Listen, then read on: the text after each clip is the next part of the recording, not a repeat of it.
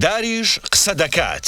ئەمە قسەی پیرلوقمان نییە، بەڵکو قسەی چەندین پسپۆڕە. چەندین بیرۆکە هەیە دەربارەی ئەوەی کەوا دار بەنهێنی قسە لەگەڵ یەکتری دەکەن و تەنانەت جەنگیش بەرپا دەکەن.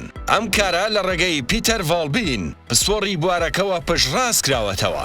دارەکان چەندین ڕێگەیان هەیە بۆ پەیوەندیکردن بە یەکتریەوە. گرنگترین پەیوەندیکردن لە ڕێگەی ڕێگەکانیانەوەیە. بەڵام زانای ژینگە تۆماس کراوسەر دەڵێت لە سەدا 60 تەواوی دارەکانی جیهان پەیوەستن بە یەکترەوە لە ڕێگەی ڕێگەکانیانەوە. هەروەها زاناکان دەڵێن دارە تەمەن زۆرەکان هەز بە بەرپرسیارەتێکی گەورەتر دەکەن لە بەرامبەر دارە تەمەن کورتەکاندا. تەنانەت هەز بە بەهێزی قەدی ڕێگەکەی خۆی دەکا لە چاو ئەو دارەی تردا کە پێوەی پەیوەست بووە. هەر بۆیە ئەگەر پێویستی بە خواردن هەبێ لە ڕێگەی ڕێگەکەیەوە بۆی ڕەوانە دەکا. بەڵام لێکۆڵەر و شارەزا لە بواری داردا سۆزان سێمار دەڵێت دارەکان جەنگ بەرپا دەکەن لە دژی دوژمنەکانیان ئەگەر دوژمنایەتی بکەوێتە نێوانیان. هەروەها لە نێواندارەکاندا کەسایەتی جیاوازیان هەیە، هەروەک ئێمەی مرۆڤ.